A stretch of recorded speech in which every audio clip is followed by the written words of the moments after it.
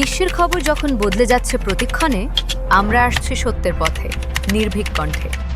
CNW news TV সংবাদ, যেখানে শুধু তথ্য নয়, বিশ্লেষণও সমান শক্তিশালী।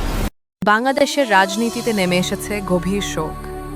বিএনপি চেয়ারপারসন ও 3 বারের সাবেক প্রধানমন্ত্রী খালেদা জিয়ার মৃত্যুতে শুধু বাংলাদেশ নয়, শোক প্রকাশ করেছে আন্তর্জাতিক মহলও। চীনের প্রধানমন্ত্রী লি কিয়াং খালেদা জিয়ার মৃত্যুতে গভীর দুঃখ প্রকাশ করে তার পরিবার ও বাংলাদেশের জনগণের প্রতি সমবেদনা জানিয়েছেন।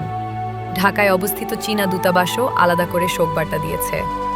ভারতের প্রধানমন্ত্রী নরেন্দ্র মোদী সাবেক এই প্রধানমন্ত্রীকে স্মরণ করে শোক প্রকাশ করেছেন এবং বাংলাদেশের মানুষের প্রতি সমবেদনা জানিয়েছেন।